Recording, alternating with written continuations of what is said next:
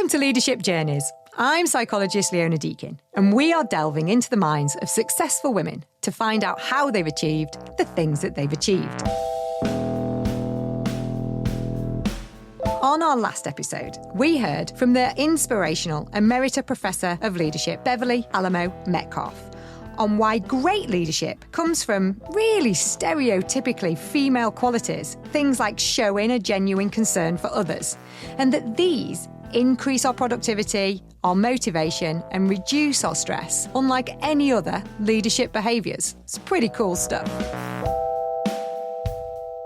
Coming up on today's episode, something quite different. I woke up from explosion, like it was big panic. Put my rucksack, laptop, documents, some cash, took my stuff, and I left the apartment. And I thought, probably I will never come back here and probably I'll never see my apartment again. How do you take a negative life event, even one as extreme as escaping war, and turn that into an opportunity to do something good? Today we have a truly inspirational guest. We have Yana Smaglo, who not only has had to start her life over again here in the UK as a result of the war in Ukraine, but she has also built an amazing business, Nenya Distribution, which is now global and sells clothing, lingerie, shoes from Ukraine into the rest of the world. So is not only building a business for herself, she is also helping those who are back in her homeland and very keen to contribute to her adopted home here in the UK. So I have no doubt that today's conversation is going to teach us so much, not only about resilience, but also about having a sense of purpose and a passion that drives your business life. So Yana, welcome. Hello. Hello. It's such a cute little hello. So I started to shy. So just take us back a little bit to your life growing up in Ukraine. So when you were a youngster and in your teen years, what did you expect from life? What were your hopes and dreams back then? I was born in small town near Kharkiv. Kharkiv, it's the second biggest city in Ukraine. Raised by my grandma. We haven't a lot of money, but in general, I had quite nice childhood. Study a lot. I went to school for special kids, like who special educated kids. I don't really remember. I remember that I got my passion for fashion from childhood. So I really was passionate about it. I draw a lot, I read a lot about it, magazines, everything. And we didn't have, so it was, I was born in 1992, so it was post-Soviet time. And we didn't have a lot of magazines or something like Walk at that time. But still we had some, and I learned a lot, and it was interesting for me all the time. But when I finished the school, I actually did athletic professional at school also, which was really nice and, learned me a lot to be really organized, to don't give up or something like this. It's like make your character, really. After school, I told my grandma that I would like to go study design. But also she was a post-Soviet person. And she was like, what is it design? I don't understand. It's not real profession. So, and she was a physicist. If we're talking about math and physics, she had a big expectation for me.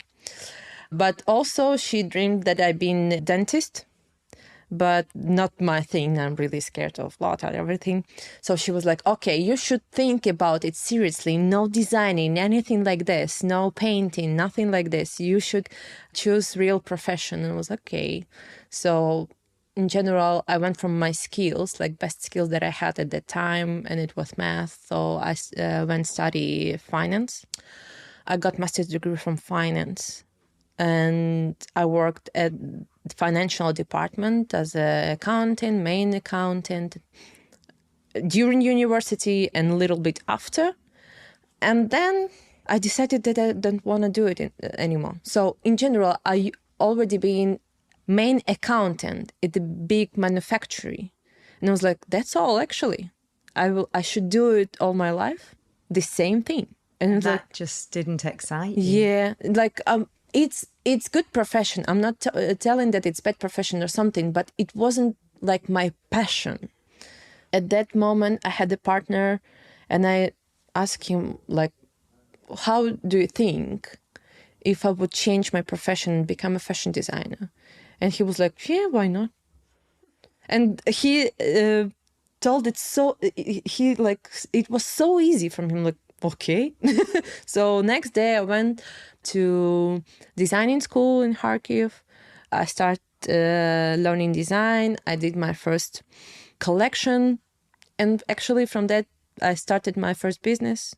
Wow. As a fashion designer, I opened a brand. So very quickly after changing from finance to design, you're producing your own line of for fashion 1 year. wear. Yeah, actually. But the big burning question that's occurring to me is, what did Grandma say? She was really supportive. So from her perspective, I was really independent financially.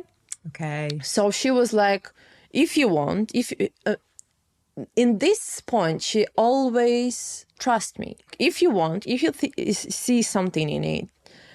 So she understood that I always should stay on my own legs if it's clear. And she was like, if you see your future in it, try. But I think in her like own thoughts, she had a big doubt about it because it's not understandable for her. Like fashion, it's not her like side, not her field at all. So yeah, and I started step by step, and I went in that business 8 years before war started. So you had that support though from your partner at the time. He was quite pivotal in giving you a bit of confidence, was he? He was. We just started to date, so he was really supportive. Mental support, Yes. Then we started to live together, so it was actually financial support also because your own business needs big financial investment. So I invested all my saving money from past, and he cover all risks financial. So it's good. It's quite good that you have this help. So he was giving practical support and emotional support. Yeah. And it sounds like he believed in you. Yeah, he still believes in me really much. Yeah, that's so powerful, isn't it? To just have somebody. Well, it sounds like Grandma believed in you as well. She just wanted you to get qualified first, didn't she? Yeah. I think a lot of parents and grandparents will probably relate to that. I can tell you that probably if I would have a kid, I would say the same. Like not real profession, but to be, if you go study something, be a really good in it, like get knowledge, education. Like I'm really strict in it. For me, education means a lot. If I would be a parent, I'm forced probably like this. Yeah, and that's why I'm not a parent yet. It sounds so straightforward in some ways when you say, yes, I did finance and then I was bored with it, so I decided to do design and then I set up my own fashion line. But what was the reality of that in terms of how did that feel? Were you conscious of being on that learning curve? You said a couple of times, oh, that was really hard, that was really stressful. So what was the emotional experience of that like when going through your 20s? First of all, you should understand my personality. I'm not really emotional, stable person. So I got stressed really quickly, especially when I was younger. Now I'm like, with some wisdom or something, I'm more calm. But still, in general, especially when I just started the business and you meet in a lot of business problems, business questions, a new experience that you haven't before. I thought like, oh, come on, new day. And again, something happened. Probably I'm a bad manager. Probably it's not mine. I was really stressful. I had a lot of panic attacks. But it's me. A lot of people who had much better stressful situation, like they more stable in this. So I don't want to scare anyone or something like this. It's me. And I understood that actually all that I have now, all that I go through, it's normal. So the idea of the business, it's you as a manager solving problems every day. And as bigger your business is, as more problems you have on dynamic of your day and more complicated problems. So your main goal as a manager, as an owner, just be a person who will solve all this problem. This is a business. So it's not stable in the same day in, day out. In actual fact, your role as a manager is solving those problems. So am I right in hearing that even though you were someone who found yourself getting stressed and had panic attacks and actually recognised that, oh, maybe I'm a little bit more emotional than other people around me, that your tactic for managing that in yourself was your intellect? Yeah. That you went off and learned? Yeah. So, but it's only one way, no? So your empirical knowledges, yeah? So you're reading something, you do it in real life, implementing it in your real life, in your business, and go through it. It's actually what's making you stronger. So, for example, when you come in our lives, quite complicated, especially, for example, people in Ukraine, my generation. So I'm 32 years old. I was born after Soviet Union. So we had hyperinflation, 2 revolutions, war, full invasion. Our life, like on just my generation, changed a lot. Like, and it goes with big economical problems, everything. Like your situation not stable. So you always have this thing in your head that you should prepare yourself for something worse. Okay. And was that something that was ever present as you were growing up then, that idea? That's interesting, isn't it? Because I was going to say, a lot of people who would be very stressed and be having panic attacks in the environment might just think to themselves, this isn't for me, I can't do it, and change and go and do something else. So, but you didn't do that. You were determined to make that as successful as you could, that career, weren't you? Probably I'm crazy more than I'm panic. I don't know. So because it's interesting, and in general, I'm always try to see, can I do it?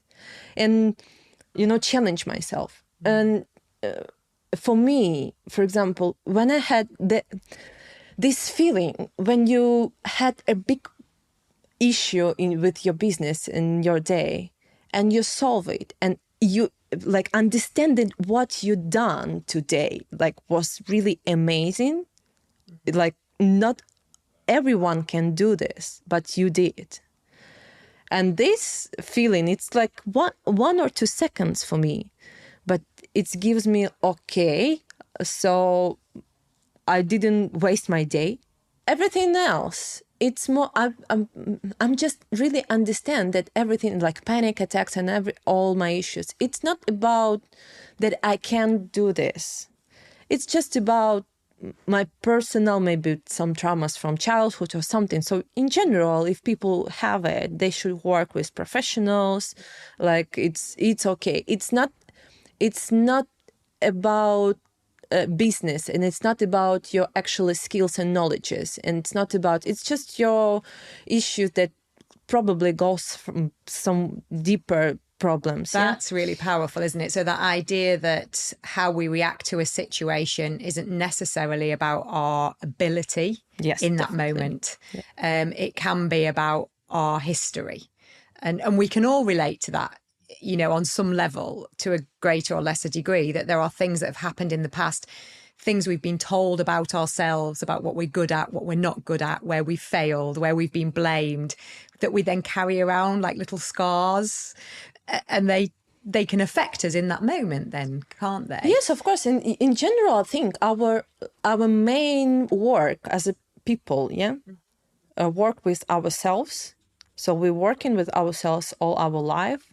And as soon as we will understand our problems, our like strengths, and the weaknesses, and we'll work with the weaknesses, as faster we became happy. So, for example, we all have someone can be more talented in one area, someone in another, someone have better skills here and here. So you should, in general, our goal to understand who we are and manage with this. Yes, and not make unrealistic comparisons. I think one of the things in all the research around the psychology of imposter syndrome, when we feel like we're not as good as anyone else in this, I shouldn't be in design, or I shouldn't be in a podcast, or I shouldn't be doing whatever we're doing, is that we look around at other people doing that and we think, well, they're really good with people, and they're really good with numbers, and they're really good at selling themselves, and we take all the positives from a whole number of other people and compare all of those positives to ourselves without thinking about the fact, well, that's only one positive in that one person, and they have got all sorts of other things going on there where we might be stronger. Yeah, in general, I have a theory. Even with designing, it doesn't matter, medicine or something. If you want to change a profession and become educated professional in some area, you should read 100 books about it and be always in the news. So, for example, about designing, I've been an accountant, became a designer. So I went to courses and studied actually a technology of sewing. I read a lot of books. I researched a lot of history about fashion. And I always did, for making my creation mind, so some exercises to make it. So I read a lot of ways how you can, force or boost your creation mind. Yes, and practicing being creative. Yeah. So in general, you can get anything, any profession that you want. You just need to give it time, your attention, and be really involved in it. That's all. You can do anything. If for example, a lot of people asking me if I want to go back to Ukraine or something, and I always reply that unfortunately, it's no place for my business now there. It's a war there. If I will come back, probably I need to build a manufacturer which build the rockets. And they're like, oh, probably you can do it. It's just because if you want to do something, if someone, doesn't matter who you are, you're man or woman, or if you or your educational background or something, in general, my theory that you can get anything. You just need give it time, a lot of attention, energy for it, and you will get it. Yeah, and you've got to be interested, haven't you? So you're saying to be really good in any profession or any world, you need to immerse yourself in that and get to know as much as you can and practice as much as you can and be patient that it might take you many months, even years, to get to a level of skill that you aspire to. So you need to be interested in that world. You could never have done that in finance, I bet, because you would have just got bored at some point because it wasn't floating your boat. I thought at that time, okay, I will work like this and maybe I will go teaching. Right. Okay. So you would turn it into something where you could breathe a bit of life into it, a bit of passion into it, whatever. So what was interesting, what you were saying earlier was about when you were facing all of those challenges in Ukraine, working for the big businesses and learning, was paying attention to the moments of joy or the moments of success, even if it was just a few seconds of, oh, I sorted that, or I did that well. And I think, again, that's something that so many people forget to do. The brain is hardwired towards the risks and the threats so much that we can get immersed in the things that have gone wrong or the problems that are coming. But to have the presence of mind to just take a moment and go, oh, that was great. I mean, that's just brilliant. I absolutely love that. Just that you have that built in, ingrained somehow. And, you know, maybe that's come from grandma, maybe that's come from your life so far. In general, it's more from other people around. So I'm the person who like, so I achieve something and I already think how I will achieve next level. So in general, it's usually people around me, like who knows what I'm doing. They're like, "Oh wow, you do it!" And I'm like, "Yeah." Yes. And you start to recognize, yes, that it's. Or for is example, I'm not really sociable person, really. Like I'm not, but I do my social media, do posts, and in general, I have few followers, but it's not for them, it's more for me. So when I do a post, especially about project or about business and sharing with something, I'm like, you know, how to say it, reflecting. Yeah. So I'm like, okay, it was this, I'm done this, and actually we became for this result. So this is a moment when you can, you know, look on it and like, okay, well done. Actually, yeah, I have a result, I have a progress, because every day you have like so many tasks, so many thoughts, so many ideas or something or problems, and you can forget about it. But when you do like these little practices, like you're speaking with your friends or with your colleagues, or you just posting something, it helps you understand actually what you've done. Yeah, it helps you, as you say, to understand it and appreciate it and notice it. There's also, I mean, all of the research into resilience. So people who are more resilient tend to have had more challenging histories. So we tend to think of resilience as something that you have or haven't got, but actually it's a learned skill. And one of the things really resilient people do habitually is look back and think about, what did I learn yesterday that I can apply today?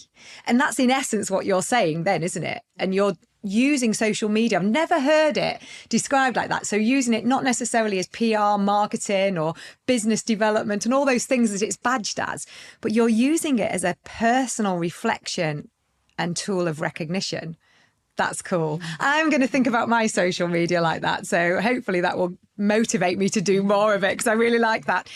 How did you feel about your success? Because you'd been successful before the war came to Ukraine. Yeah, quite. Yeah, you've been quite successful. And how were you feeling at that point about yourself before the war came? How did you feel career-wise at that point? I was like 29.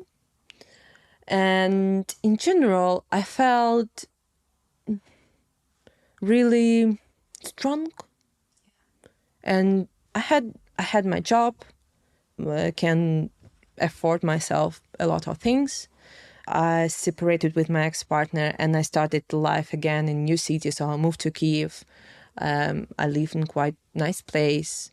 I traveled. So in general, I thought like adult, strong woman who can enjoy her life.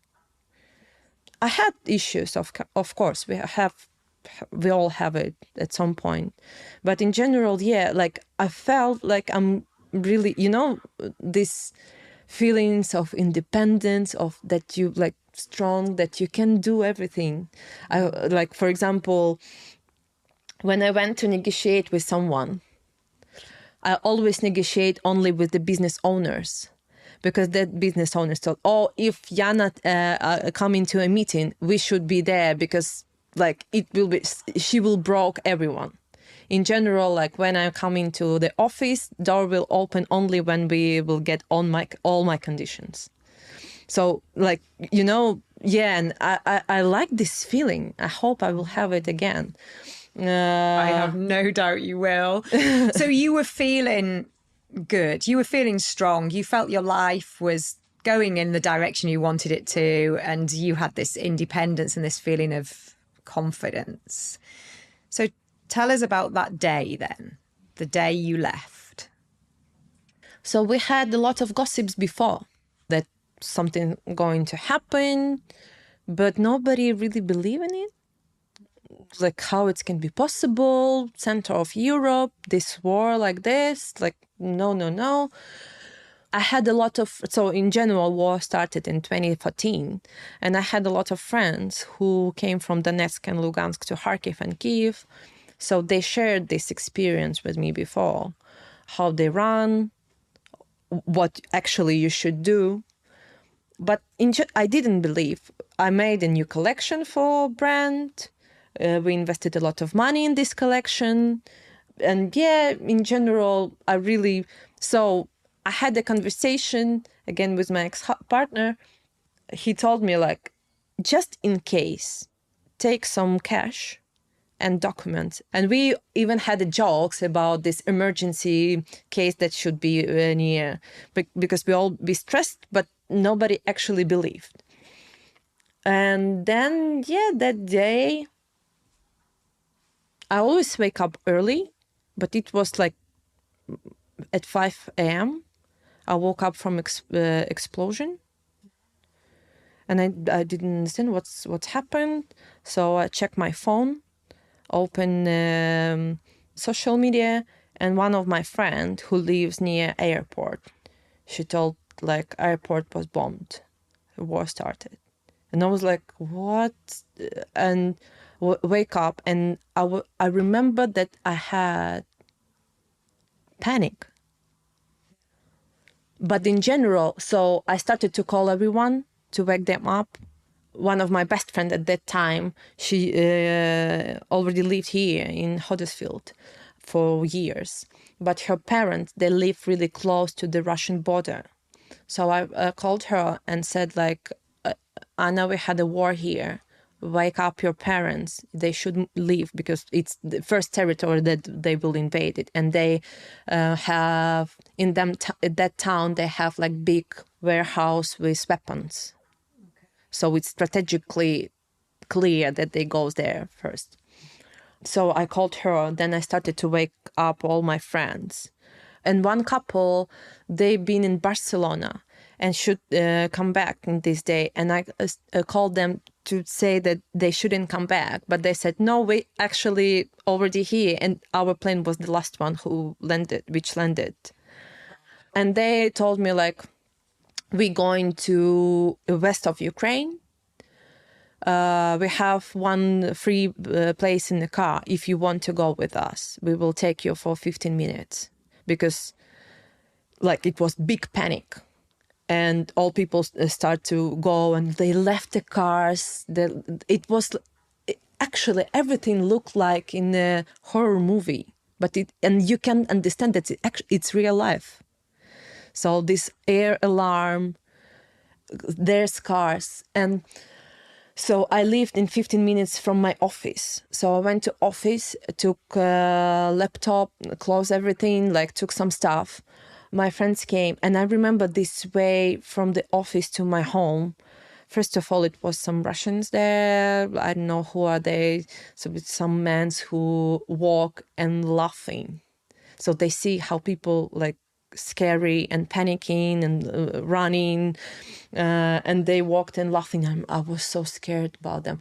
So I came home, put my rucksack, laptop, documents, some cash. I took a few purses, like expensive one, in case I need to sell them and get some money.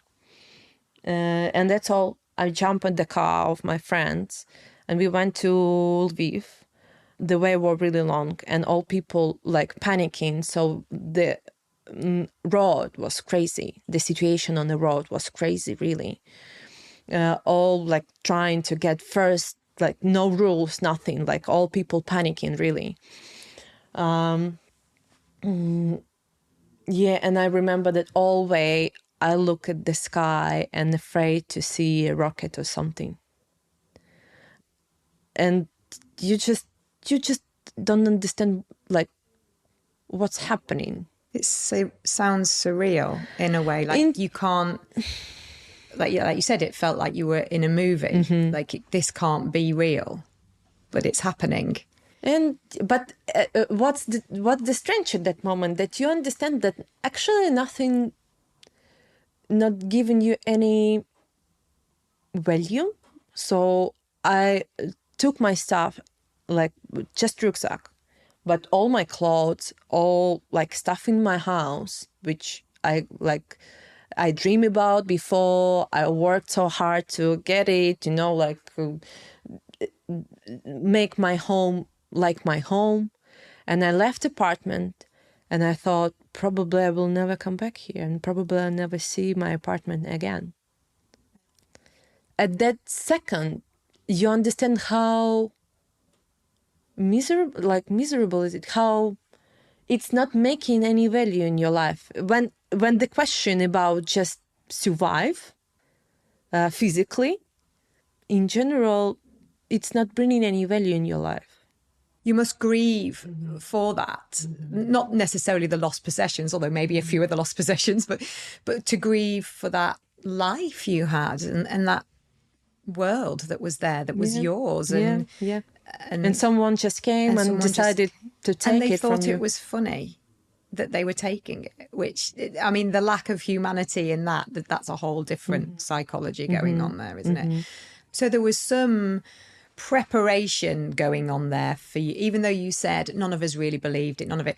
You and your partner at the time were still joking about, well, let's just get a bag ready anyway. So on some level, there was some kind of just, preparation that probably, served you very well on that day when you had to go and you were given, 15 minutes to up and go.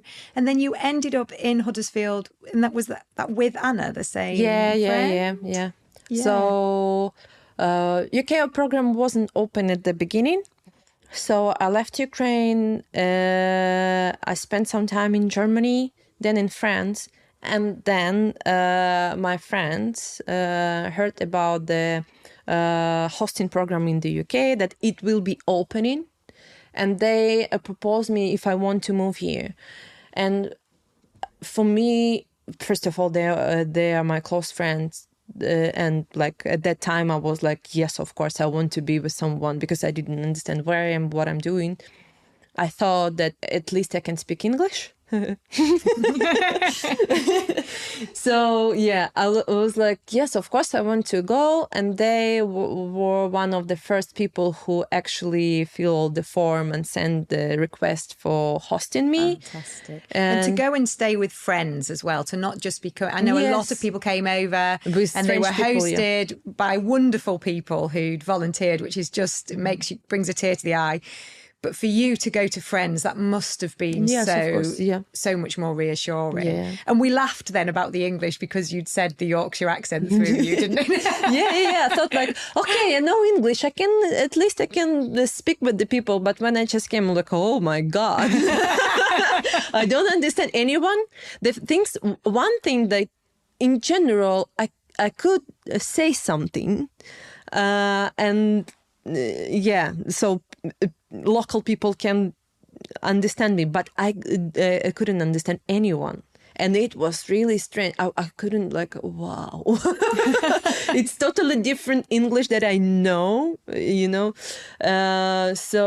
for 3 months was really strange with adaptation for the language. And my friend's family actually helps a lot because they from Yorkshire also, and we spoke a lot. And I met a lot of people here. I didn't speak a lot at the beginning. I'm more like, but it helps me to, in general, now I understand almost everyone. Sometimes not, but in general, I think even English people sometimes find Yorkshire people hard to understand, so with a really broad accent. When we spoke before this, you said that you'd applied for a few different jobs, that you wanted to find, something to do. You wanted to earn your own money. You wanted to have a sense of kind of purpose and something to do, but that you struggled with that. And then you said there was this moment, was it standing in your friend's kitchen? Yeah. Yeah. So tell us about that moment. So yes, I tried to find a job, but in general, like this, my business mind, you can do anything with it. I always put myself in this position, so in this trouble. So yeah, I thought about what can I do, because I was struggled with the find some work. What can I do? How can I use my knowledge and skills and experience? Because I had quite big experience. And do something. And my main goal was help somehow people in Ukraine. And also, I didn't like the situation that I am refugee here and I'm getting benefit. I want to get proper money, pay taxes, assimilate, and be a part of society here. I'm here already, and probably I will stay here as long as government will let me to stay. It was existential problem for me. What should I do for it? How can I use everything that I know to do it? And yeah, I came up with this idea to take actually the business model from my previous company and turn it a little bit. So because I have quite good knowledge, and I started to make some research in the local market. Unfortunately, we have quite powerful industry, fashion industry, like producing the clothes in Ukraine. But unfortunately, it works for Russia before. Ukrainian market was quite big, 46 million people, plus Russian market, 160 million people. So, and Kazakhstan and all that part of the continent. So I thought, if we will turn this and go to another one part, and I started to make a research about price, about local propositions. It's really important to find a right idea, to understand the market, and bring this idea really useful and something that will decide and solve a lot of questions or problems of the client in the market. So I looked at the market and I saw empty places in the market. And I found that I can fill it by Ukrainian products or services. So at the beginning, it was I found all these empty places and I said, okay, we can bring it. We can turn this industry and bring it here. And I thought only about UK at that time. Okay, let's try. And I thought that I saw that it should be really popular. It will solve some problems. And for local people, of course, for Ukrainians, because they need a market. And it was pure experiment, pure risk. So you were taking that business in the Ukraine that had been focused on the Ukraine internally, but also Russia, Kazakhstan, and turning it towards Europe, the UK initially. Yeah. But then Europe, Americas. And so you're thinking we'll sell in the other direction. That was your idea. Who did you go to first then? So you're standing in the kitchen, you have this idea. So what was your first step in that? I called my ex-partner. Did you? Again, everything again. He's a bit of a rock star in this journey, I'm sensing. Definitely. Yes. I called him, shared this idea, and he again okay, try. Easy, easy peasy. I'm okay. So I started to make a business plan, make it more from idea to some steps to do, Yeah, and I started to do it actually next day.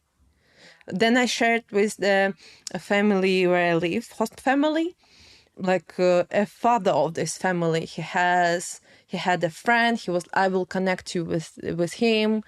That friend sent request to Yorkshire Post about that I'm here, and in general they asking for me for interview, just because I was a refugee, first refugee here. And in this interview I mentioned about my business idea. That he was what are you going to do? And I'm just mention about it. So they made a post in LinkedIn and I got so many comments, like people who wants to help, who proposed meeting, I don't know, them services, them knowledges. And I was like, oh, wow. So it actually, I just mentioned, and this situation take me and, you know, put me in a place where I'm like, I can think, I can like, all these amazing people give me so many opportunities. Not use it, it would be really stupid. So yeah, I'm like, I had no any, you know, doubts about it. That must have been wonderful to get that response, because not only are you getting the practical help where people are saying, well, we can do this, I can do that, but you're getting the reassurance of your idea. Yeah, in general. And a bit of social support there to Yeah. say, do this, you should do this. I found that I'm probably really lucky to start my way here in Yorkshire, because I found the Yorkshire people is really kind and really supportive, involved in, and you know, like helpful. They really want to help. They're really kind. They always, so many people here, like really, I felt really welcoming everywhere. And that was cool. I think it's something what happened with me in like in the right moment, in the right place, with the right people. Of course, it helps a lot. And that's so lovely to hear, I think, because certainly post-Brexit, the UK has a bit of a bad reputation maybe across Europe for being, you know, a bit distant and wanting to do our own thing. And I certainly recognised, obviously you experienced it in real time, but I recognised how much people just wanted to help when the war broke out in Ukraine. I think the fact that we'd all just gone through COVID, and certainly your experience of walking down the street that day and war has started is so much more than what we all experienced. But I think the fact that we had all experienced a life-changing event where we had to stay home and not go out and not see our loved ones, it's that thing, isn't it, that you have so much more empathy for someone going through a difficult time if you've experienced a flavour of it, even if it's just a flavour of it. So there was something there about, I think people really wanted to do something and they leaned into. That's lovely that they all leaned into. But it's I think it's something about your DNA. You know, even with the war, like this country is so old, if I can say so, yeah, has a big history, huge history, sometimes cruel history. And all this, I think, maybe it sounds a little bit weird, but this leaves something in your mentality, how they open them doors for another people who running from the war. It's a lot of refugees here, a lot. How they keen to help and, you know, like do something good. It's something, I think, sometimes that's something about your DNA. That's so nice, because like you say, it's the opposite of the propaganda maybe that you get about the country, and actually in reality. All countries, so they have their own, you know, history and way to go. At some point, this has happened. Brexit happened. At some point, it's nothing about people. It's about some historical moment. We Ukrainians didn't deserve a war in general, you know. It's not about us. It's about some historical. It's just the things that are going on around us. Yeah, no, absolutely. So it's more. I think it's more personality. It's more about how you. I like that. That's lovely. That's really nice. It's interesting what you say about the UK and having a personality. I think social identity theory, which is big within the world of psychology, teaches us how much we take from the groups that we associate with. So everything from the small groups, we have our own family, our own profession, but to big culture. And we take part of our identity. If we as a person were like a pie, and some of us is Yana as the personality you genetically got from your kind of family history, but other bits of that pie will be fed by the different groups of people, the different social groups. And that big culture is something that feeds into us. And when we're told about our history and our legacy, I know something that's always really made me feel proud of being British, despite some of the things we did in the past that maybe weren't so nice, is that we have always had an open door. You know, there is really it's very hard to trace our indigenous population. We were Vikings, Saxons, Romans, you know, and on it went. So we've always been a melting pot, and we've always taken in people, sometimes for industrial economic reasons, sometimes because they were running from something. But I think that forms, we're taught about that in school, and it forms part of how you see the world, how you see yourself. And then that obviously drives your values. So when people turn up saying we need help, part of your social identity is that, well, we're British, we help. And I think that's a really powerful thing that you've actually seen that manifest. So you had this support in Yorkshire, the Yorkshire Post, a bit of a lift off. And so where are you now? So we're now, 2 years on from that idea in the kitchen. So where have you taken it to? What are you... Oh, yeah, that 2 years were crazy. We started from open the first pop-up shop in Leeds, in Victoria Quarter, then in Trinity. I started quite unexpectedly for myself. I started wholesale business, and we really quick. So first year it was only retail in the UK, and I couldn't. So in my mind, I was quite scared. And I didn't think globally. I thought about UK, we will try here, how to say it, put the feet on the water, and then we will see.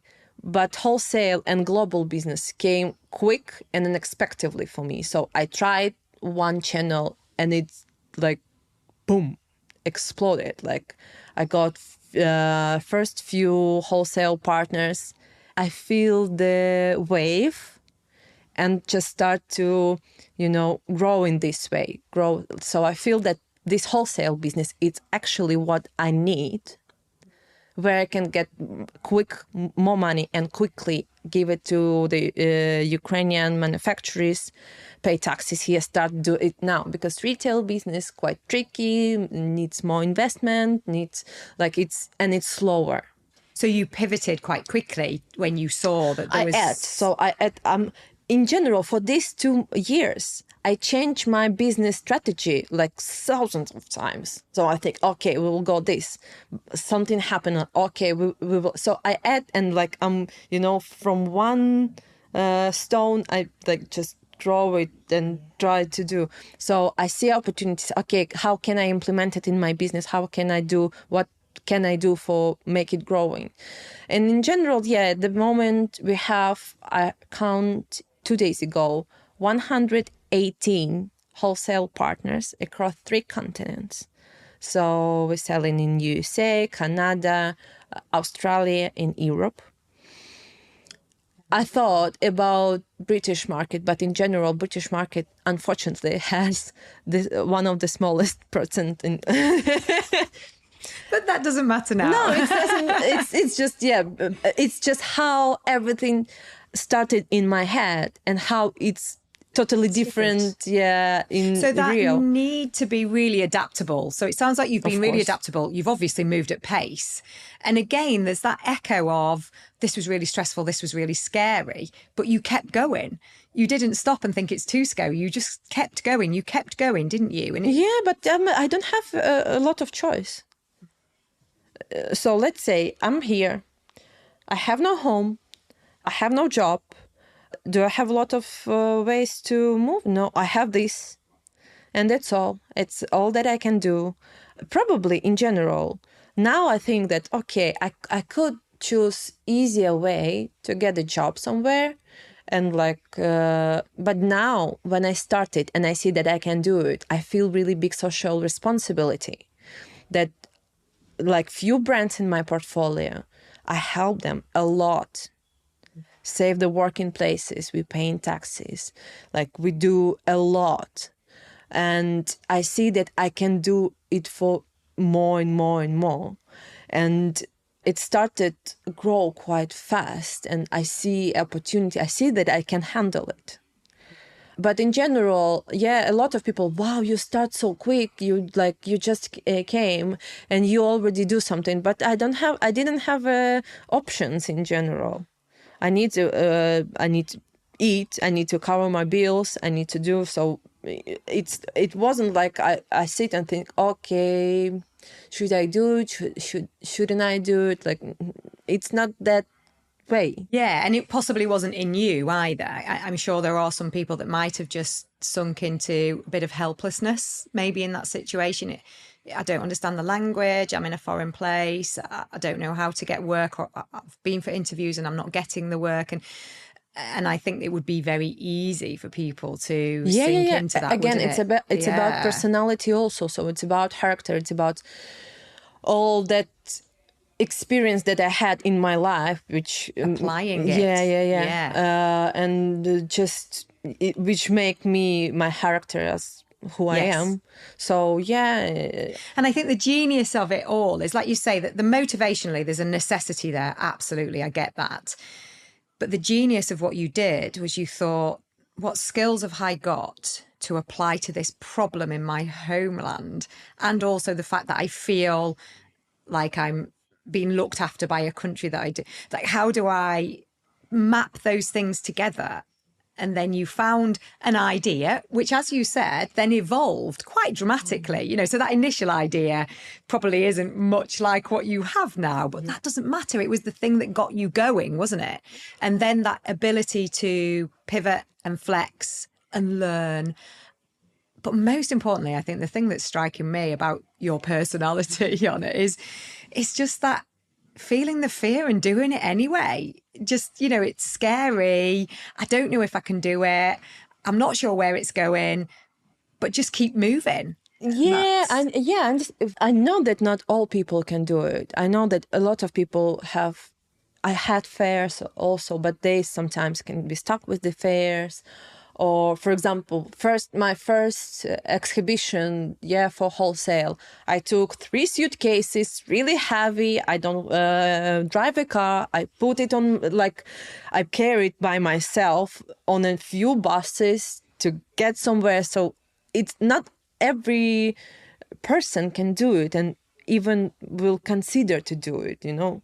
So it's all about how interested you in it, how crazy you are, you know, how, because I sometimes, if I'm stuck with something, it's like no way that I'm like I don't give up with this. But you're picking things that you're very passionate about or that mean something to you, from changing to design when you're a youngster to adapting to this awful life-changing experience and thinking, well, how can I do something productive with the things that I've got? How can I turn it into an opportunity? And also, really important thing that I want to mention, that it's also about, for example, I have a business, and again, I have startup again. I'm started from the zero. It's hard. I didn't have a lot of money to start it. And it's hard. It's hard to run it. All depends how prepared you are. For example, my friends who has regular job, they having money, work, stability, them income always in time. They know how much they earn, can plan them life, vacation and everything. When you have your own business, it should be your lifestyle, and you should be ready that you don't plan anything. So, first of all, when you have a startup, your income can be good today and low tomorrow. It's a lot of risks. You should understand it. You should be prepared for it. You should wait.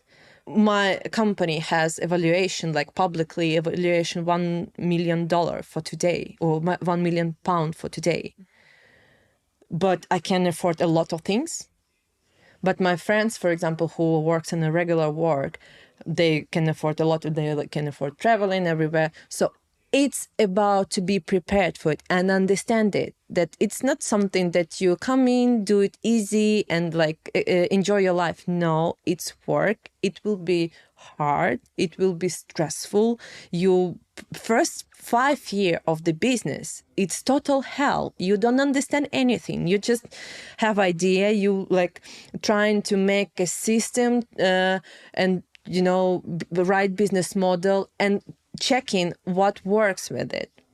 And the same was my first business. First 5 years, I haven't seen money. Like you get something, you reinvest, you reinvest, and it's like totally crazy. Sometimes people give up on this stage because not all ready for it, and it's normal. Not all ready for it, not all want to handle it. Sometimes sometimes I think, what I'm doing? Like I'm 32. I want like leave, be like relaxed, enjoy my life. I think that's quite normal that you should have that thought, because I think it is, like you say, it's really, really hard.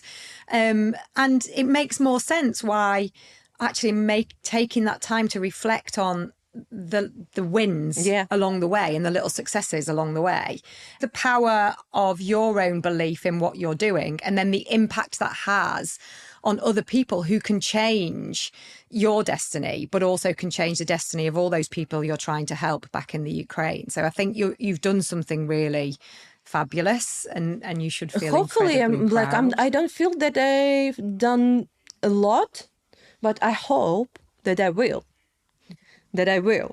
Now you don't feel like you finished? No. No. It's just, I found like the source, and I feel that it's right source of for my business, for helping. So it's just a beginning, really. It's just really beginning. And so going back to the beginning, if you think back to your teenage self, so when you're at that age where you're telling grandma I want to do design, and she's like, no, go off and get yourself a proper job. What would that Yana think about what you're doing now? Oh no, I think that Yana would think that I'm cool. She would love your outfits, wouldn't she? Yeah, at least. Yeah. I had totally different pattern. And in general, actually, all that I do, I'm treating my inner child. I'm treating that Yana. So I do all her dreams come true. I try to spoil her. I try to give that child all that she wants and couldn't have it at that time. And I try to, make all her dreams, ambitions, and in general, probably that's all that I'm doing. It's to make her dreams. So when we talk about what motivates you, there it is, isn't it? Yeah. You're making her dreams come true. Yeah. And that's the fuel. And even when faced with setbacks, tricky times, panic attacks, fleeing war, you're still working hard to make her dreams come true. Yeah, hopefully we will do everything. What advice would you give her? If you could whisper in her ear, what would you tell her that might make her journey a little easier, maybe? Don't be afraid, you can do it. And you are absolute proof of that, Yana. It's been absolutely wonderful. Is there anything that you would like to share with our listeners about your wonderful business or about your journey? Anything that you would want to leave as a... So probably all that I can say, don't be afraid. We all do a lot of mistakes. Life is a tricky. Everything can happen, divorcing, like, I don't know, wars, everything. But all people can go through it. Just don't be afraid, do steps, don't sit and think a lot. Do steps, and, step by step, it will bring you for something. If you will see it and think about it and, about risks, about fears, about everything, it's not bringing you anywhere. You will sit and think about it. It's not give you any results. Any benefit. Mm-mm. So it's that thing about to survive whatever bad thing has come your way, and to succeed, you've got to take a bit of control and be productive. and move forward and not sit in the anxiety or the sadness that might be going on. We all have our time. Like one day you can sit and, I don't know, think about how... In your pyjamas, eating cake. It's okay. Yeah, it's okay. That's good. I'm glad you said that. I can still do that. Yeah, me too. But in general, if you want to handle the situation, you should do something. That's all. Put yourself, you have your time, put yourself together and just step by step, don't rush. When I just came here, I met a woman. She is refugee from Venezuela. And she also lost her business, but she was here with the family. And she also wrote me in LinkedIn, and all her advice was, don't be rushed. And at that time, I was like, no, it's not about me. But in general, I understand why she told it, because you shouldn't expect a lot, like for 1 year, for example.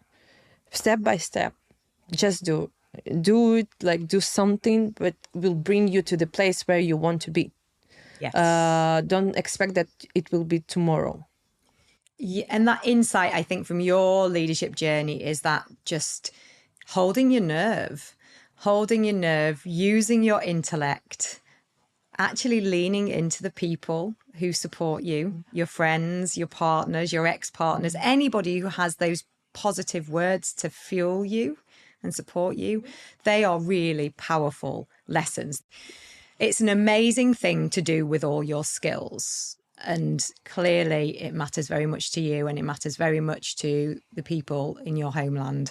It matters very much to the people of Yorkshire, I believe. And we should be very proud that you are part of the UK economy, I think, doing something really quite innovative. Yeah, hopefully I can do even better and better. And yeah, I love this country and I love people here. And it's really important to feel yourself at home where you live, especially when you have no home. So I want to feel here like I belongs to it, and pay taxes and be like a part of society. It's actually what the feelings coming, from. It's how the economies works. Not in any different way. It's only this way. So. I love it, Yana. I actually just want my daughters to just follow you around with just a message of just listen to every word this woman says. Because I think your values, your work ethic, your approach, your mindset is all lovely. It's been an absolute pleasure. And I could sit here all day, I think, talking to you about this. But thank you so much for joining us. It's been a delight. Thank you so much for having me. Coming up in Leadership Journeys. I grew up in a council house in a part of Bradford called Lilycroft, and I didn't know anybody who'd gone to university on our estate where we lived. Don't give yourself false ceilings. Don't give yourself false limitations. It isn't a limitation that you were born in a council house in Bradford.